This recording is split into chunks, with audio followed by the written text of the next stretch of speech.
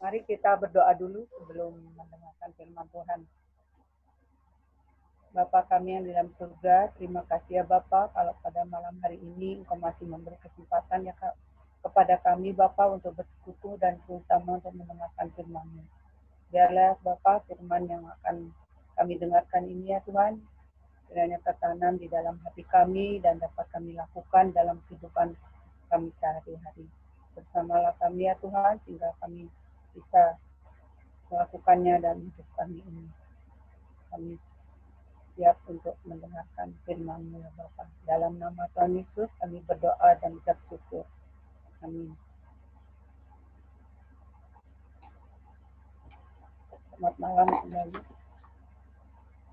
Bapak Ibu, kita akan membaca firman Tuhan dengan judul Mengingat Kebaikan Allah. Diambil dari Mazmur 105 ayat 1 sampai 6, dilanjutkan 16 sampai 22 dan 45b.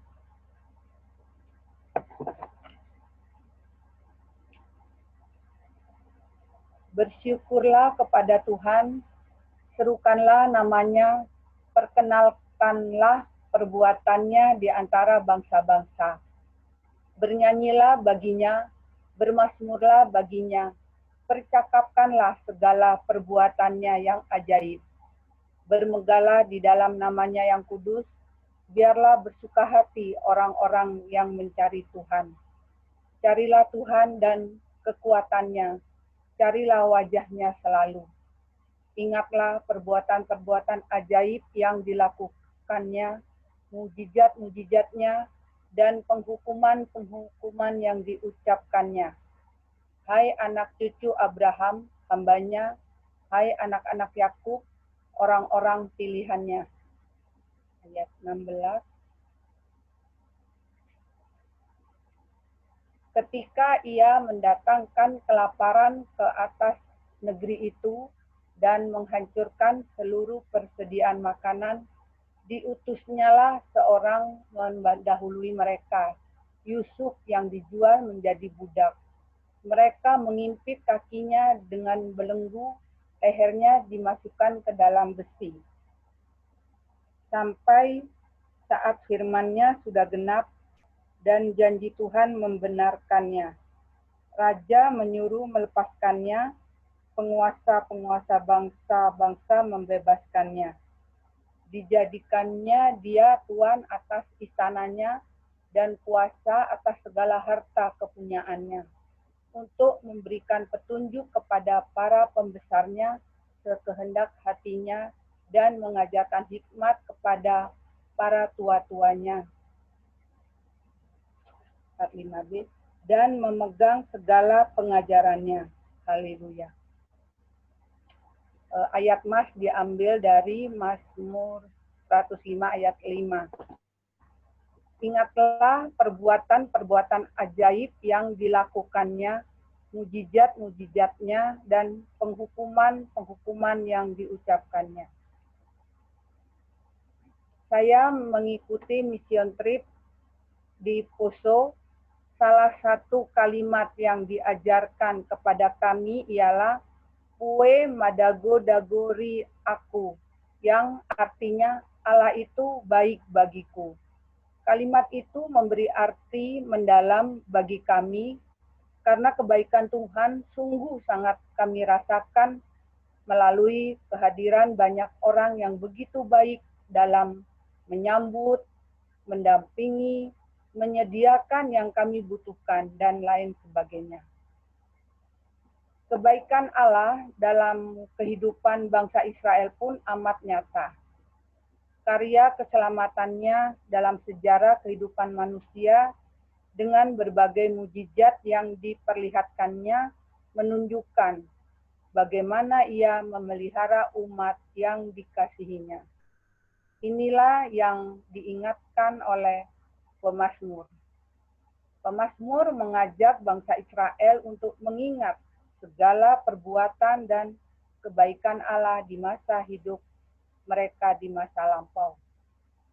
Dengan segala kebaikannya, maka patutlah mereka untuk selalu bersyukur, menaikkan puji-pujian, dan mencari Allah senantiasa. Namun, bukan hanya mujizatnya yang patut diingat. Penghukuman-penghukuman yang diucapkannya juga mesti selalu diingat, bahwa dia bukan hanya memelihara umat dengan segala kebaikannya, tetapi penghukumannya pun akan dijatuhkan kepada umat yang hidup tidak seturut kehendaknya. Umat Tuhan, kita telah banyak menerima kebaikan dan pertolongan Tuhan. Pulih dari sakit penyakit, dipelihara dengan kecukupan dan sebagainya. Ingatlah dan syukurilah itu dengan hidup seturut kehendaknya. Mungkin sampai di sini renungannya, mungkin ditambahin sama saya kesaksian dari hidup saya. Sebenarnya banyak sekali berkat yang Tuhan berikan, apalagi kalau mengingat kebaikan Tuhan. Tapi saya memilih dari sekian banyak, ya mengenai ini aja lah yang paling gampang diingat, berkat Tuhan terhadap anak-anak, di mana Tuhan memberkati saya punya anak 4 orang. Sebenarnya pengennya sih nggak sebanyak itu, tapi ya karena berkat Tuhan lah, kebaikan Tuhan, sehingga walau waktu sudah punya anak kedua, karena masih perempuan, sedih juga, tapi mau gimana lagi ya, harus tetap aja bersyukur, cuma berdoa sama Tuhan, minta tolong. Ternyata Tuhan mengabulkan, jadi punya anak laki-laki. Senang sekali. Waktu anak yang keempat itu nggak disangka juga, sebenarnya nggak mau, tapi ya karena suami baik sekali, karena ingat kebaikannya ya, sebagai istri nggak mau mengecewakan. Jadi saya ya udahlah, nggak apa-apa, satu lagi. Ya saya bersyukur lagi dikasih anak laki, nggak kebayang lagi.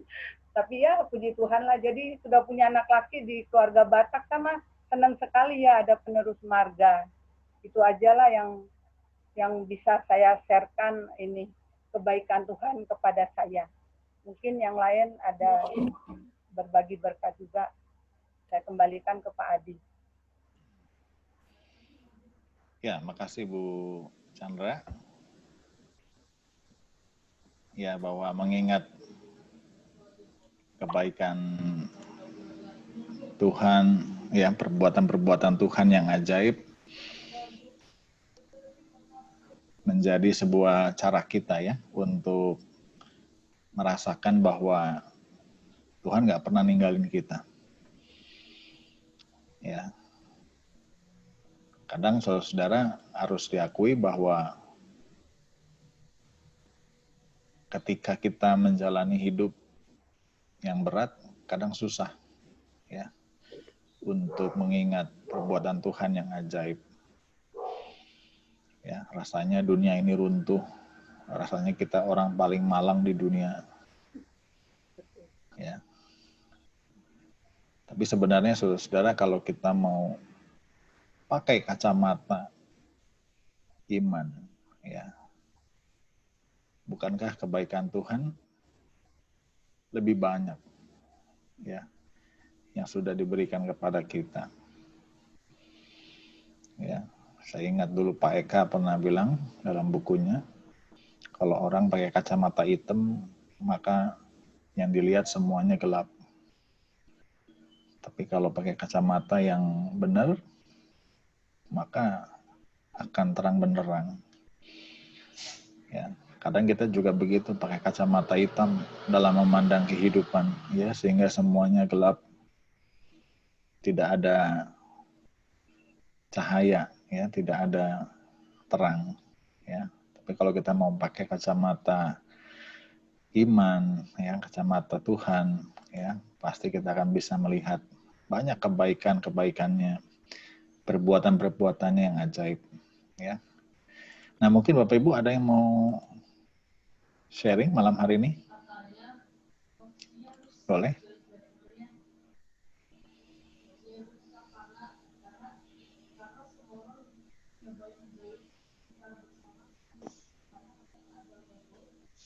Tadi saya mau sharing, ya, mau tanya. OVV. kalau misalnya dalam keadaan seperti sekarang ini, ada juga orang yang mengeluh, tidak bisa terima kenyataan, apakah karena itu dia hubungannya dengan Tuhan kurang dekat atau dia tidak buka hati dengan apa yang Tuhan sudah lakukan dan berikan dalam kehidupannya. Ya, belum tentu sih, artinya belum tentu dia selama ini kurang apa? Kurang maksudnya dia kurang terbuka dengan segala apa yang terjadi dan tidak yakin bahwa Tuhan menyertai dan memelihara dia. Sehingga yang keluar dari mulutnya tuh hanya keluhan dan tidak terima kenyataan. Iya. Adalah sesuatu yang wajar ya ketika manusia ditimpa musibah, ditimpa kesulitan. Ya, dia mempertanyakan keberadaan Tuhan, mempertanyakan kenapa begini, kenapa begitu. Ya, rasanya hampir semua orang ya bisa mengalami seperti itu. Ya, jadi yang perlu mungkin dilihat adalah ya semua pasti ngalamin prosesnya ya menurut saya ya. Proses manusia di dalam mencari dan merasakan kehadiran Tuhan. Ya. Ambil contoh Ayub begitu ya. Ayub orang yang saleh, orang yang baik. Suara saya double. Iya, contoh Ayub begitu ya. Dia juga mempertanyakan kan. Kalau kita baca kitab Ayub.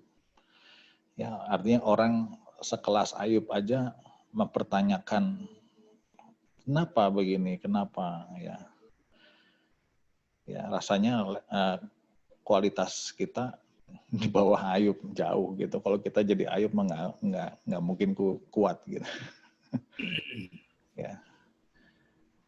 Jadi bisa saja Bu dialami semua orang. Ya, tekanan yang berat itu memang luar biasa. Ya.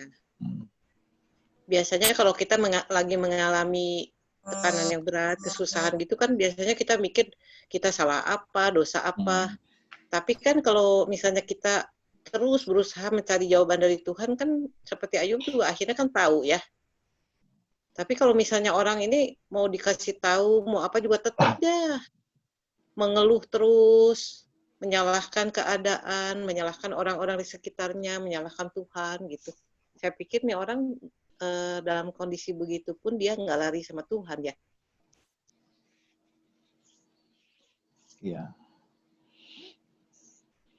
Ya memang. Memang harus kembali ke pribadi masing-masing ya. Kalau dalam hal seperti itu tidak mudah ya karena tinggal bagaimana kan pribadi yang bersangkutan meresponi apa yang dia alami. Begitu. Iya. Saya teringat peristiwa beberapa puluh tahun lalu. Saya ingat saya masih SMA. Engkong saya seorang majelis yang udah berkali-kali naik turun, begitu aktif dalam pelayanan, bahkan menjadi andalan lah di gereja gitu ya, di salah satu GKI di Jakarta. Kalau Bapak Ibu tahu GKI Patekuan ya, GKI Perniagaan itu. Saya aktif sekali di situ. Artinya orang yang begitu menyerahkan kehidupannya dalam pelayanan ya, tapi suatu hari divonis kanker paru-paru, umurnya tinggal 6 bulan. Ya. Dan itu mengguncang imannya.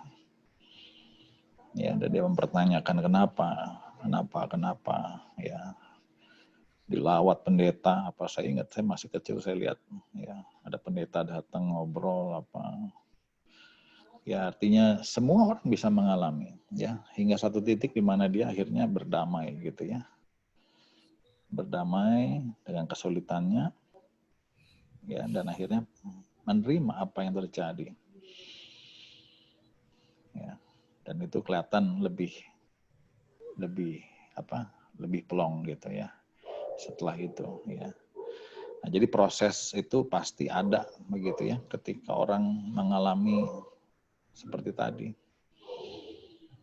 Ya, tapi kalau direspon dengan semakin berontak, semakin mempertanyakan, bahkan semakin jauh dari Tuhan, ya tentu kita akan makin sulit. Ya, karena kalau bertanya kenapa begini, kita nggak akan nemuin jawaban yang pasti. Ya.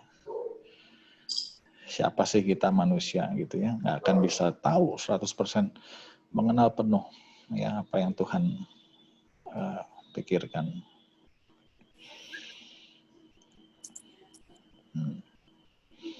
Ya makanya seperti firman tadi juga ya,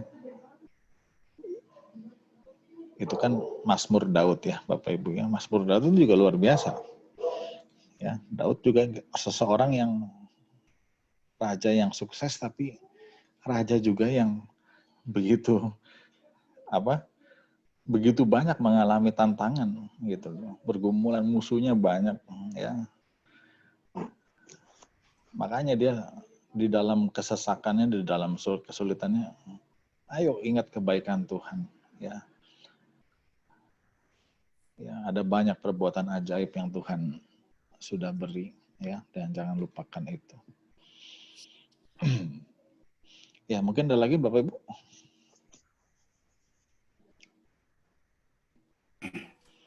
Ya, ini ya kalau saya juga mau bicara ya. Ya, Pak. Kehidupan kami juga sebenarnya pada saat beberapa puluh tahun yang lalu menganggap bahwa kami ini berat, ya, memiliki value dan sebagainya.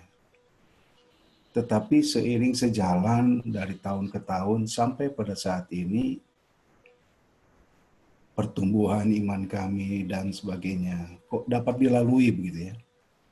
Nah inilah, jadi ya memang kita tidak bisa menyelami apa sebenarnya yang Tuhan punya cerita di dalam kehidupan kita ya. Tetapi pada kenyataan kalau orang bertahan sampai pada akhir, maka akan menemukan satu kebahagiaan. Nah, berbeda kalau memang beberapa puluh tahun saya ya yang kejadian dulu, saya jatuh di dalam, dan karena perbuatan jatuh di dalam jurang maut. Nah, itu berbeda pada akhirnya pada sekarang.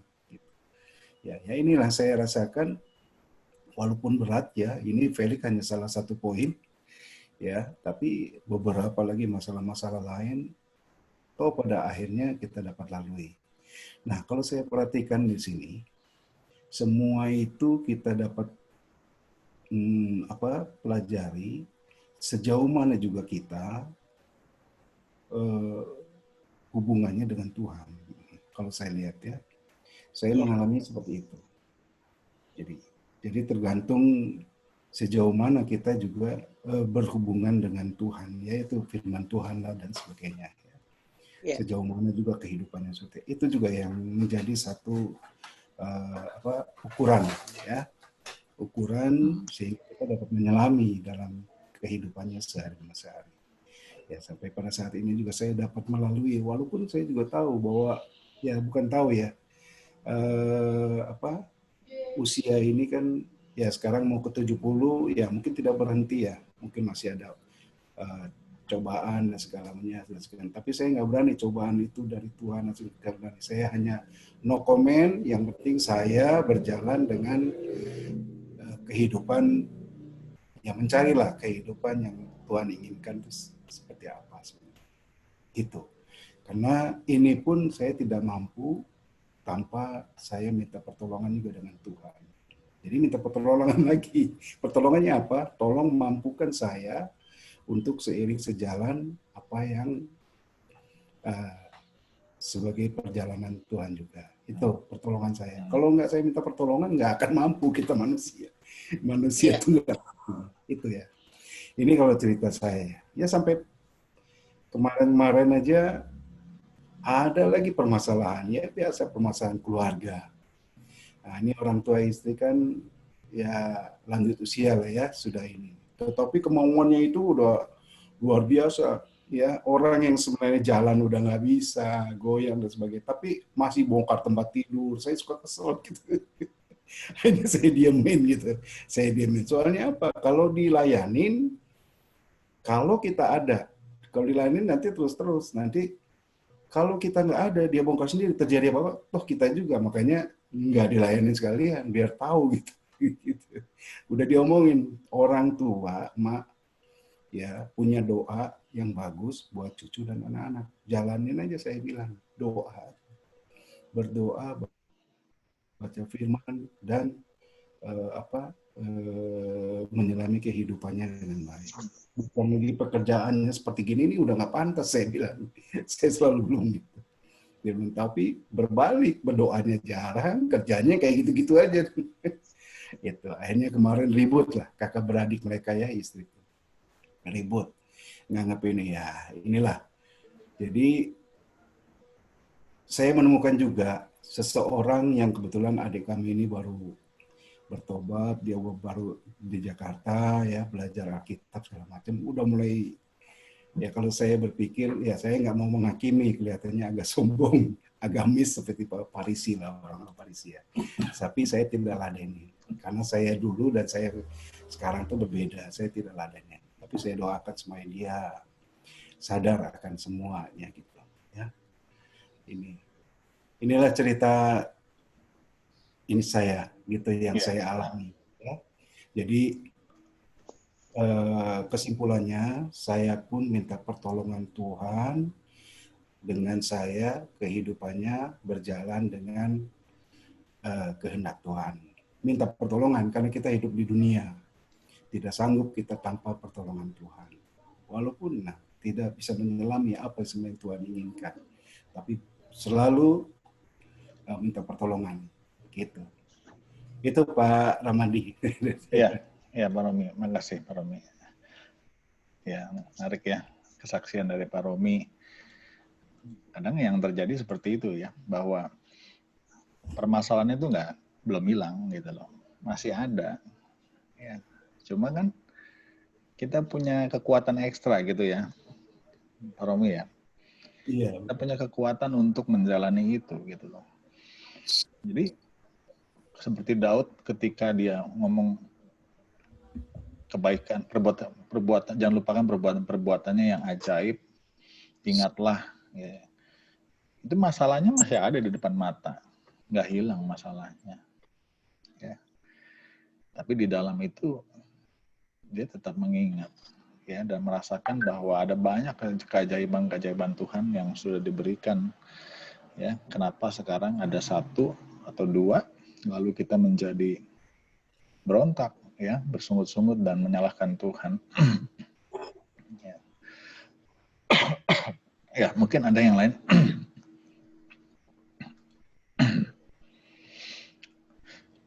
Mungkin ada Bapak Ibu yang lain mau sharing, boleh?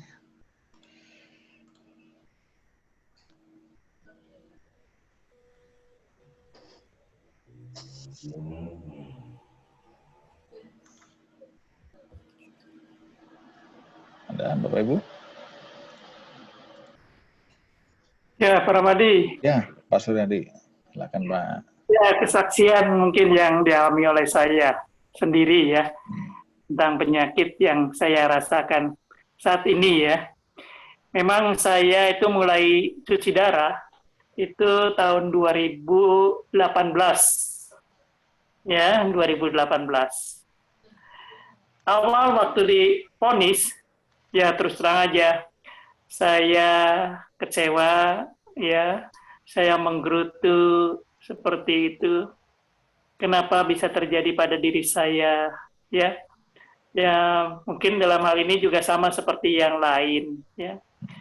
Bahwa saya sudah cukup lama aktif di GKI Pasir Koja.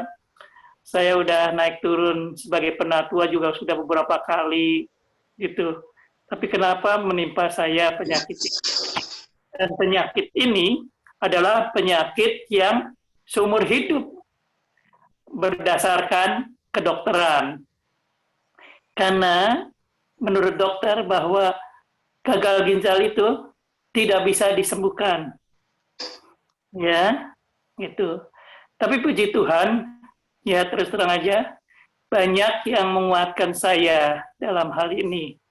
Ya, dulu waktu pertama saya divonis gagal ginjal dari hasil pemeriksaan, yaitu kalau nggak salah di Hasan Sadikin, ya ada seorang pendeta lah ya dekat rumah di sini datang dan melawat saya. Dia mengatakan, Pak, bantu doa, katanya saya divonis gagal ginjal, ini hasil pemeriksaannya, ya. Tapi si pendeta itu menguatkan saya, Pastor, jangan takut, ya. Itu salah alamat katanya. Kenapa salah alamat? Saya pikir alamat itu salah atau namanya salah, tapi ternyata dia menguatkan saya.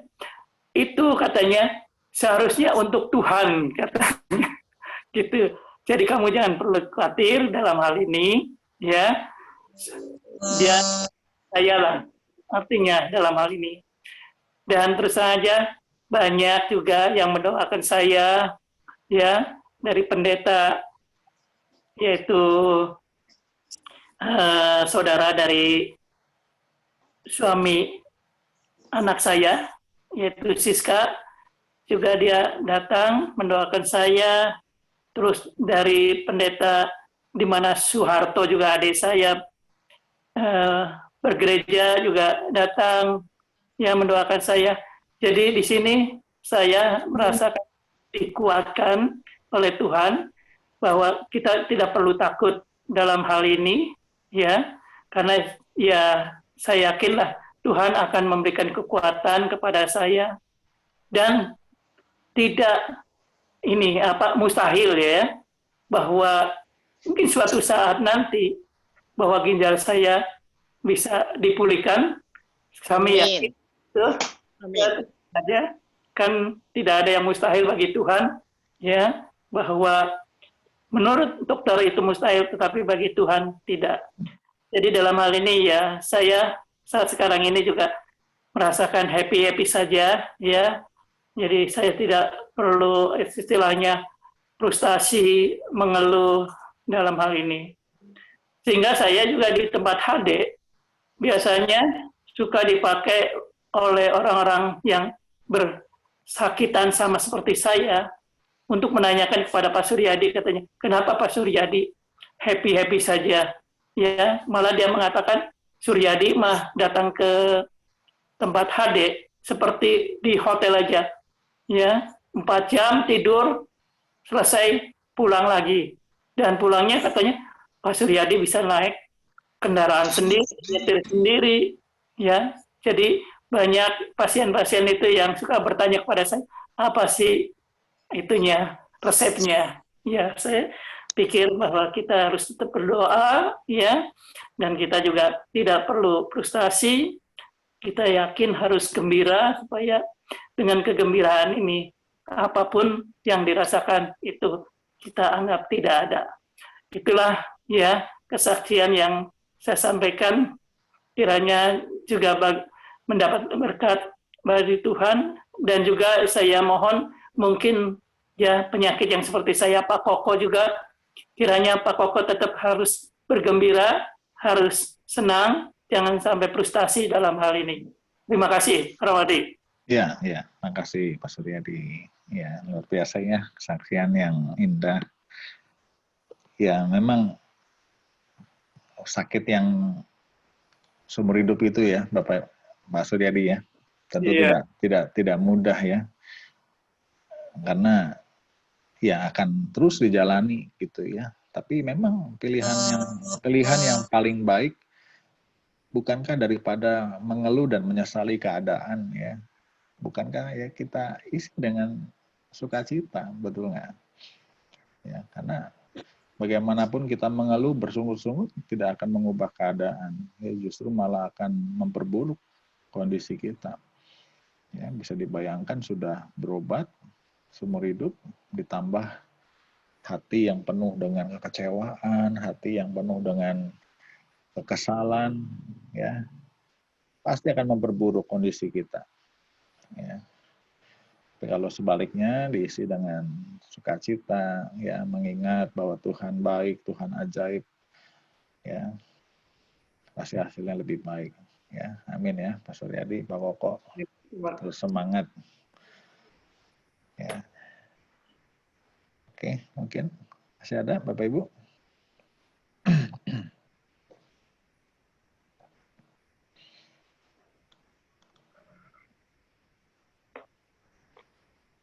Masih ada lagi?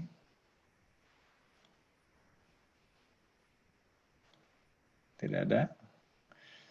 Oke, kalau tidak ada, kita masuk dalam doa syafaat ya.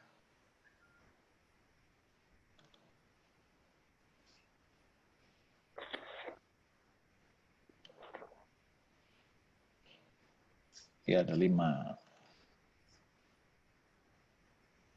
pokok doa malam hari ini. Yang pertama, para lansia supaya tetap sehat, punya daya tahan tubuh yang baik, dan tetap bersukacita. Bu Chandra ya, yang pertama. Bu Chandra? Iya, Pak. Oke, yang pertama ya. Iya, Pak. Ya, yang kedua, untuk jemaat dan simpatisan GKI Pasko dalam pekerjaan dan usahanya yang terkena dampak pandemi.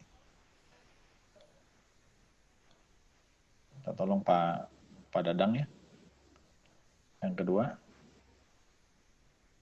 Ya, Pak.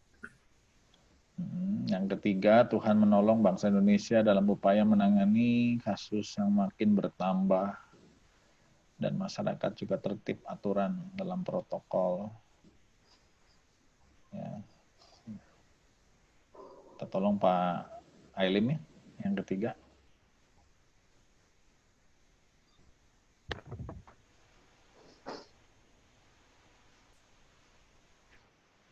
Pak Ailim, bisa?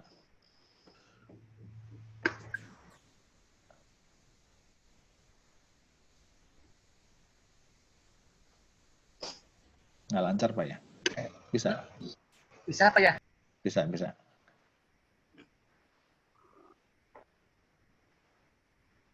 Yang ketiga Pak ya? Iya. Ya. Oke, yang keempat, pemulihan ekonomi nasional dalam mengatasi ancaman resesi di Indonesia. Pak Setiadi ya, yang keempat. Ya, Pak. Oke.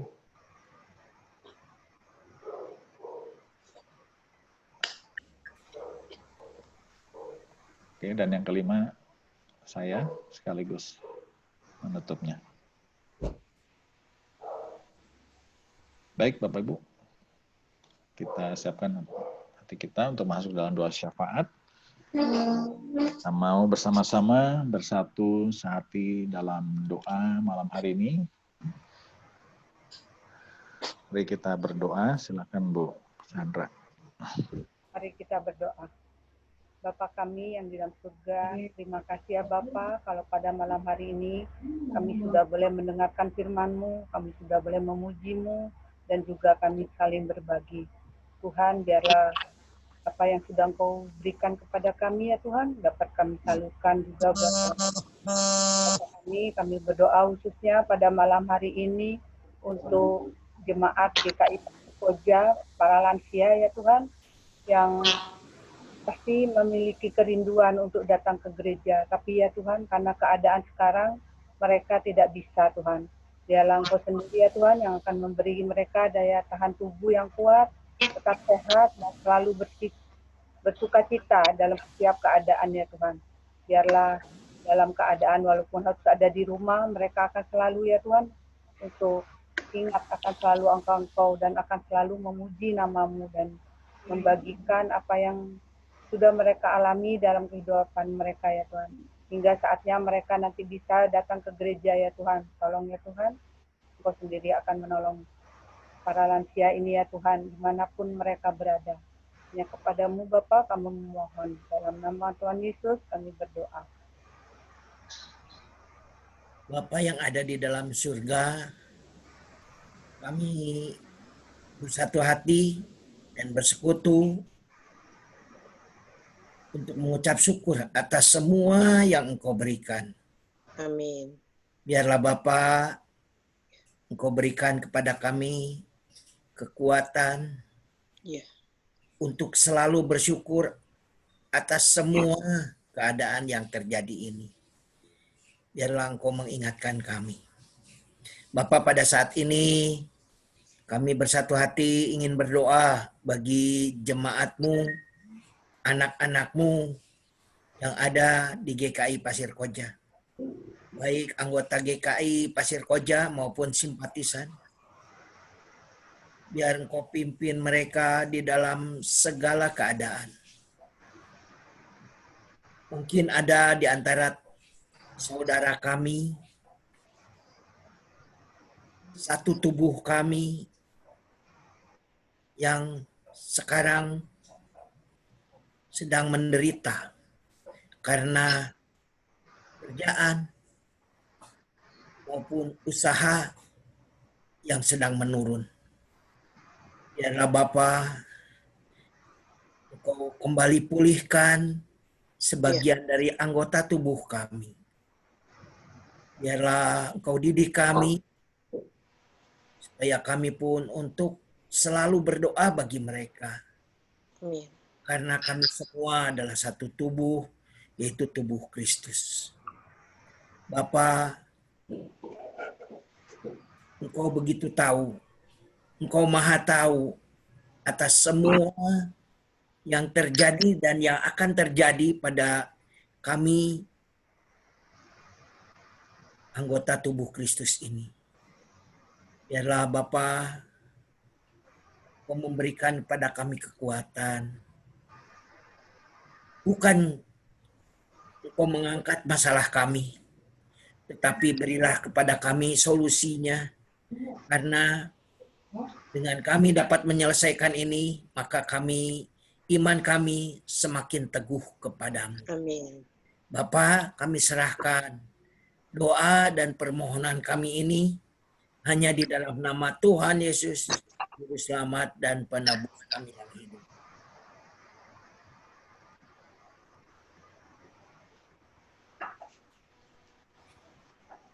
Tuhan Yesus, terima kasih untuk kesempatan yang begitu indah ini. Kami masih diberikan kesempatan untuk saling mendoakan Tuhan. Dan malam hari ini ya Tuhan, kami mau berdoa untuk bangsa dan negara Indonesia dalam upaya menangani kasus COVID-19 yang semakin hari ya Tuhan, semakin bertambah. Kiranya Engkau yang begitu tahu ya Tuhan, apa pergumulan yang sekarang dihadapi bangsa negara Indonesia ini. Kiranya Tuhan yang boleh memberkati pemerintah baik di pusat maupun di daerah yang turut ambil bagian dalam usaha mengurangi bertambahnya COVID-19 ini ya Tuhan. Kiranya Engkau yang selalu menyertai dan memberikan hikmat kepada pemerintah kami yang terlibat di dalam penanganan COVID-19 ini. Kami percaya Tuhan, Engkau Allah yang sungguh baik, sehingga Tuhan menolong bangsa dan negara Indonesia ini, sehingga penyebaran COVID-19 ini semakin hari semakin berkurang ya Tuhan. Engkau berkati pula masyarakat yang turut ambil bagiannya Tuhan, agar dapat mematuhi setiap protokol yang pemerintah terapkan, agar masyarakat dijauhkan dari COVID-19 ini ya Tuhan. Dan kami pun percaya Tuhan, tanpa campur tangan Tuhan, masyarakat Indonesia ini tidak dapat berbuat apa-apa. Tuhan Yesus, Kau yang memberkati masyarakat Indonesia ini agar selalu taat, cuci tangan, memakai masker, dan menjaga jarak ya Tuhan. Iya. Hanya Tuhan yang terus menyertai masyarakat Indonesia ini. Apapun yang dilakukan pemerintah tanpa campur tangan dan ambil bagian dari masyarakat, semuanya tidak akan berhasil ya Tuhan. Inilah seru doa yang kami alaskan hanya di dalam nama Tuhan Yesus, Tuhan dan Juru Selamat kami yang hidup. Kami sudah berdoa dan memohon. Bapa kami di dalam surga, kami juga ingin mendoakan bagi pemerintah dan negara kami yang sedang menghadapi resesi ekonomi. Kalau dilihat dari perkembangan negara kami, beberapa pukulan kepada seluruh pengusaha dan kepada seluruh masyarakat yang mengandalkan pertolongan Tuhan dalam perdagangan mereka. Banyak hal, halangan dan rintangan, kami menyerahkannya ke dalam tangan Tuhan di tengah-tengah ketidakmengertian kami. Berkatilah Bapa dalam pemulihan ekonomi. Tuhan berkati mereka yang mempunyai wewenang untuk memperbaiki ini semua, di mana pemerintah juga memberikan pertolongan bagi rakyatnya supaya tujuannya bisa tercapai, bahwa rakyat ini boleh hidup sejahtera. Amin. Tapi Tuhan betapa jauh harapan itu. Tetapi kami tahu bahwa Tuhan yang maha ajaib itu akan menolong bangsa kami dan seluruh yang disebut pengusaha-pengusaha.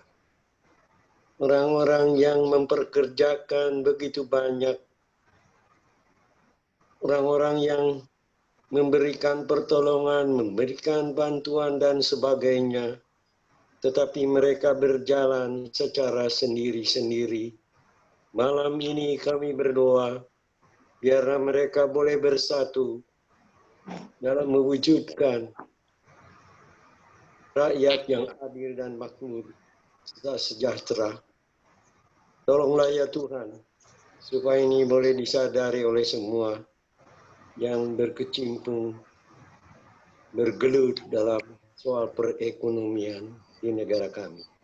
Dalam nama Tuhan Yesus Kristus, kami mau berdoa.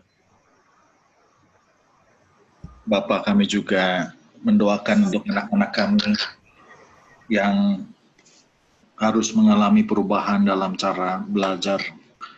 Mereka harus ada di rumah mengikuti pembelajaran jarak jauh yang kami sadari bahwa tidak mudah bagi anak-anak kami untuk beradaptasi. Tapi biarlah Tuhan juga yang menolong, memberkati, memberikan mereka semangat, memberikan mereka ketekunan. Biarlah di dalam pembelajaran jarak jauh, anak-anak ini boleh tetap mendapatkan ilmu, boleh mendapatkan pengajaran yang baik, yang boleh membekali anak-anak kami untuk kehidupannya di masa depan. Bapak, kami juga mau menyerahkan para orang tua yang mendampingi, yang bahkan menjadi guru di rumah masing-masing. Berikan kesabaran, berikan mereka sukacita, biar di dalam mengawasi dan mendampingi anak-anaknya, mereka boleh tetap melakukannya dengan baik.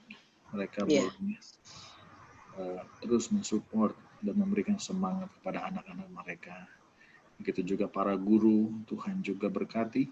Bila dalam pengajaran jarak jauh juga para guru boleh tetap melakukan setiap tugas tanggung jawabnya dengan baik, yang boleh dengan hikmat bijaksana boleh memberikan pengajaran yang baik kepada anak-anak kami. Kami juga mengingat untuk anak-anak kami yang dalam perkuliahan, juga mereka yang akan masuk ke universitas, juga mereka yang dalam tugas-tugas akhir. Tuhan juga menolong, memberkati Bila setiap anak-anak kami yang dalam kuliahnya, mereka juga boleh tetap mengerjakan apa yang menjadi tanggung jawab mereka dengan baik. Ya Tuhan, kami serahkan kehidupan kami semua dalam tangan Tuhan, keluarga kami, usaha kami, pekerjaan kami, rumah tangga kami, biarlah semua ada dalam campur tangan Tuhan yang penuh kasih. Berkati setiap persekutuan doa malam, besok dan seterusnya, biarlah kami boleh tetap mengikutinya dengan baik dan boleh sungguh menjadi berkat bagi kehidupan jemaat-jemaat Tuhan. Terima kasih Bapa, inilah doa permohonan kami. Hanya di dalam nama Tuhan Yesus Kristus kami berdoa. Amin. Bapa, terima kasih. Bapa, terima kasih. Bapa di dalam surga,